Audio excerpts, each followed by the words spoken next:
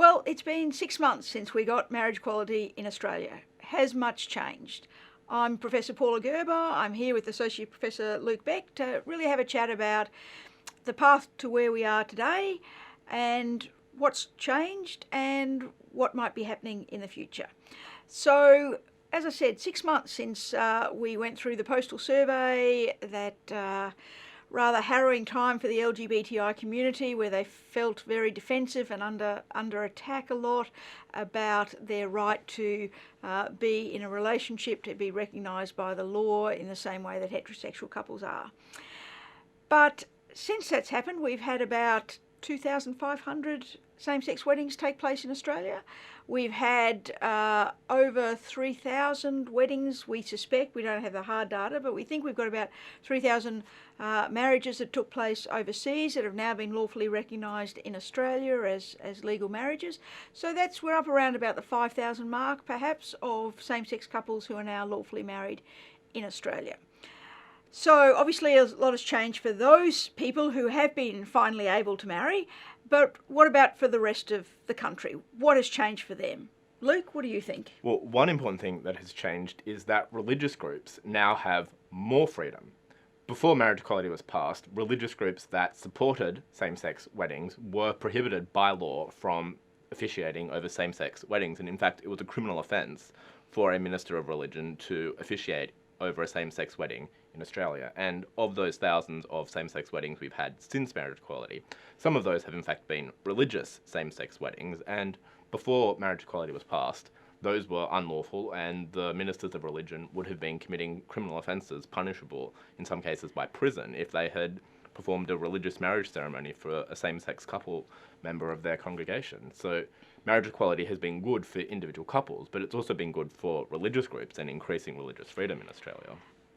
But one of the things that I've observed in the post-marriage equality world is a really sharp increase in the movement by religious organisations to expand the grounds on which they can discriminate against LGBTI people. In other words, they haven't accepted gracefully, if you like, defeat in the marriage equality, and they've simply shifted their argument to say, okay, well, we can no longer say we're not going to have marriage equality, but what we can say is that people of faith are entitled to discriminate against LGBTI people and same-sex couples quite broadly. And that seems to me to be following the experience in the United States. We have seen a lot of discussion over there about florists not wanting to provide flowers for same-sex weddings, bakers not wanting to bake cakes for same-sex weddings, and in fact, one of those cases ended up in the US Supreme Court quite recently. Do you want to talk a bit about the outcome of that case and what it might mean for Australia? What are the implications here? Yes, so quite recently there was a case in the United States Supreme Court called Masterpiece Bakery, and that was the case about a baker who was asked to create a wedding cake for a same-sex couple, and he said, "No, I'm a devout evangelical Christian, my beliefs prevent me from providing any assistance whatsoever to a same-sex wedding because I have deep and genuine religious objections to that." And that case made its way all the way up to the US Supreme Court, where the US Supreme Court sided with the baker, but not because of the religious belief argument, not because of the discrimination issue, but because the way in which the case was originally handled in the Colorado Civil Rights Commission. They conducted the original hearing in an unfair and biased manner, and the Supreme Court said that anyone accused of engaging in discrimination is entitled to a fair hearing. So that's why they sided with the baker. But the other thing the Supreme Court said was that in a case in the future, if we ever have to actually decide the issue of religious beliefs versus anti-discrimination, the basic principles of our legal system with equal protection, dignified treatment for everybody, is such that we are unlikely to side with people who have genuine religious objections to same-sex weddings. The law says that everybody is entitled to be treated with equality and with dignity and with respect. So I hear what you're saying, and so when you read the judgment and you get down into their reasoning, it's quite clear that they weren't siding with the baker on the basis that he was entitled to refuse to serve a gay couple. But if you look at the response of people like Fred Nile, Lyle Shelton, and many of the headlines, it seems to be all about, the baker won. How do we get across the message that, in fact, it was a very narrow, almost technical ground on which he did win? Well, politicians will always sort of, if need be, misrepresent things to suit their own political agendas. In New South Wales, we have seen legislation introduced in the New South Wales Upper House by the Reverend Fred Nile MLC to expand exemptions from anti-discrimination law that would effectively allow anybody with a genuine religious objection to same-sex couples or same-sex weddings to be exempt from anti-discrimination law. So if you are a baker or a florist, you can say, well, I'm not providing, so I can refuse service to same-sex weddings. And even if you are, for example, a lawyer or an accountant, you can refuse to provide services to same-sex couples who are getting married in terms of sorting out their financial arrangements and that sort of thing. So it would be a massive winding back of long-standing anti-discrimination protections in Australia. Is there any prospect of that passing? I suspect it's quite unlikely to pass in New South Wales. I think the overwhelming sort of public sentiment is that discriminating against gay people is wrong. I don't think there's a broad public appetite for that. But as you say, there are some quite vocal religious groups. Not all religious groups, but there are some quite vocal groups who are advocating for this sort of exemptions, for the enactment of these sorts of exemptions from anti-discrimination law, which are in substance permissions to engage in discrimination, permissions to treat people badly simply because of who they are. And potentially it could go further than just, if you're going to treat it in an even-handed manner, you wouldn't just limit it to exemptions for objections to same-sex weddings. You would have to include objections to divorcees getting remarried, because some people have genuine religious objections to that. And there have been no exemptions for that for a very long time, even though we have allowed divorce for a very long time, and nobody's religious freedom has been harmed in that situation. So why people would think that religious freedom would be harmed just because some other group of people who you have a religious objection to are allowed to get married, it's not clear how people see that as being a different thing. Yes, and I think also the way we've evolved in society now is that the government outsources a lot of the services that it provides, be it education, healthcare, aged care, etc. And a number of the organisations that provide those services are faith-based organisations. So we're getting the situation now where you have a faith-based organisation that is providing fairly essential services, but is entitled already under our existing anti-discrimination laws with the exemptions they have. They are entitled to say, I am not going to provide services to this person. So it could be, I am not going to allow an LGBTI child to be educated within the Catholic school system. It could be that we're not going to allow a gay teacher or a gay gardener or an orderly in a hospital because of their sexual orientation. Or a divorced teacher or a single parent teacher, for example. Yes, that's right. It's not exclusively LGBTI. It in fact is other areas that they say they don't agree with on the basis of their religion. Now the UK's gone down an interesting path, and they've said, well, if you are going to provide essentially government services and receive taxpayer dollars to do so, then you're not allowed to discriminate. You have to decide, do you want the funding or do you want to be allowed to discriminate? You can't do both. What do you think about that methodology, if you like, for Australia? Well, there's a consistent principle underlying that. Public services delivered with public money need to be delivered in a way that complies with public values. If you're standing effectively in the shoes of the government, you should be subject to the same standards as the government, and that includes non-discrimination. And we kind of have that in a very small way in Australia in the aged care sector. Some years ago, there used to be exemptions for religious organisations that used to run aged care facilities and the like, and those exemptions were removed. You are no longer entitled to discriminate against people in the aged care sector on the basis because you have genuine religious objections to divorced people or to gay people or to whatever it is. So there are no exemptions in aged care. Yep. And there's been no particular issue. The sky hasn't fallen in, religious freedom hasn't ceased to exist, and aged care providers don't seem to have a problem with this. They're getting on quite well and Yep. continuing their business and expanding and growing. Yes, yes, yes. So we've talked about the aged care area. Perhaps the other end of the spectrum are young children within schools.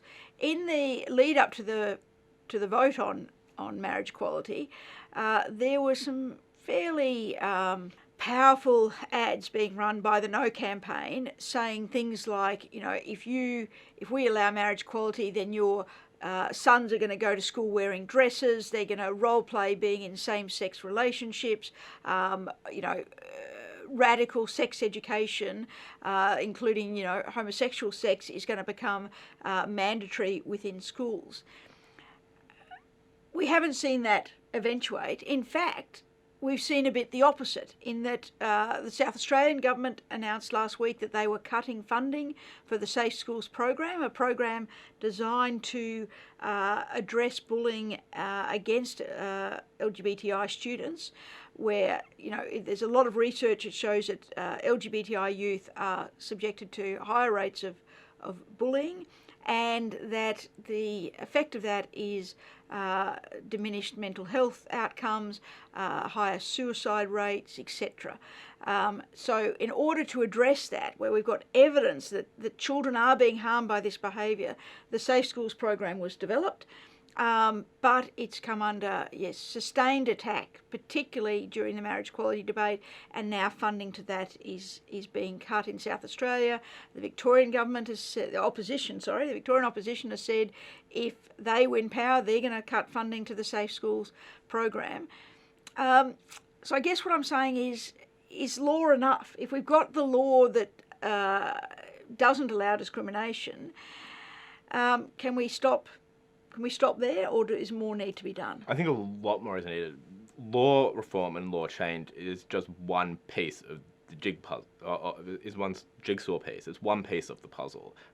So law can help change attitudes. It can provide meaningful protections in practice, but it would obviously be better if people are in situations where they don't need to rely on the law. They don't need to fall back on their legal rights and protections. We need attitudinal change. We need cultural change. Law can contribute to that, but it doesn't cause that. There's more to be done. I think there's quite a lot more to be done to change hearts and minds. Yes, because really what we want is a situation where you don't need a law saying you can't fire someone or you can't expel a student. What we would rather have is people not wanting to fire someone or not wanting to expel a student because of their sexual orientation. So how do we achieve that change in the hearts and minds? I think it's going to be a long-term project, and it's potentially one that's going to be difficult. I mean, it has changed. Things have changed in Australia and elsewhere around the world, and quite rapidly in the past several years, and I suspect that trend will continue. But there will always be ignorance. There will always be prejudice. We need to work on minimising and reducing that. And I think greater visibility of the LGBTI community is an important step along that way. So the more we see LGBTI characters on TV and in film, the more we see them in politics and in business, in the business world. And I think also the more that we hear from religious leaders who are supportive of LGBTI community, or who are themselves members of the LGBTI community. Yes. Then that will go a long way in affecting change. But it is going to be a slow process. This sort of cultural, societal mindset change doesn't happen overnight. I last night saw the film RBG, a documentary about Ruth Bader Ginsburg, and it really highlighted the cases that she brought to the US Supreme Court as an attorney in the 1970s for women's rights. And it was a series, I think 6 cases, and she won 5 of them. And each one of them just slowly, bit by bit, brought about change and reform.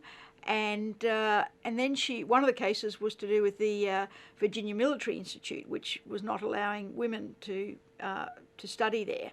And she went back sort of 20, 30 years later, and there are all these women now studying as at the VMI. And it was very much, the sky didn't fall in. Everything that people feared didn't happen. We just have to take these steps and let people come along and realise that actually it's not a bad thing for change to happen. One of the positives that has also come out of achieving marriage equality in Australia has been for transgender people. So until very recently, a transgender person who had changed their gender but wanted to remain married to their partner had to choose between remaining married or getting a divorce in order to get a birth certificate that reflected their true gender. And that was a horrible position to put people in. Stay married or not be recognised in your gender. Now, the rationale for that was obviously that if they were allowed to remain married and change the gender on their birth certificate, they were in fact then a same-sex marriage, which was not legal in Australia. So very quickly in the post-marriage equality world, we now see that there have been law reform at the state level that says a transgender person does not need to divorce in order to change their birth certificate. So that is a very happy day for the transgender people out there who have not been able to enjoy both of those rights, the right to be married and the right to be recognised in their gender identity. And of course, forced divorce is a very peculiar institution. I mean, it's very strange that the law would force or compel somebody to get divorced. And in it's fact, very strange. And in fact, one person from Australia took a case to the UN Human Rights Committee on exactly that ground, saying I am being forced to divorce in order to be recognised in my gender. And the UN Human Rights Committee said, yes, Australia, that is a breach of human rights. You can't force someone to get divorced. Stop it. So that's certainly another one of the benefits that have flowed from achieving marriage equality in Australia. And I think the politicians need to accept that people are willing to have social progress. And there is some fear that with the current religious freedom review that the Prime Minister initiated and has now received the report but hasn't yet released the report or the government's response to that report, what might come of that? There are some suggestions that there will be an attempt to expand exemptions from anti-discrimination law rather than provide more protections for LGBTI Australians. So it remains to be seen how the government responds to these social developments. Yes, and certainly there's a lot of fear, I know, amongst the LGBTI community who made submissions to the Ruddock inquiry urging that the exemptions from anti-discrimination laws be contracted rather than expanded. But I think there needs to be a sense of optimism that, all of these arguments took place at the time that the marriage bill was being debated. And it was resoundingly rejected by Parliament at that time, that there shouldn't be further religious exemptions. And the public also rejected these arguments. The Yes. No campaign during the postal plebiscite was all about the terrible consequences that might ensue if we have marriage equality. Yeah. And the Australian people overwhelmingly voted yes for marriage equality. They Yes. rejected the naysayers and the doomsmongerers and Yes. the people who were positing these scary consequences. Yes. The Australian people overwhelmingly voted yes and said, we don't buy that argument that there's going to be terrible consequences Yes. if we have same-sex marriage. And 6 months later, there haven't been the terrible consequences, so you would hope that the government would take some comfort from that and realise that really they don't need to relitigate, to re-argue these issues. We need to just get on with allowing LGBTI people to be respected and live their lives of dignity and equality with the rest of society. Just like everybody else. Yes. Fair go for all Australians.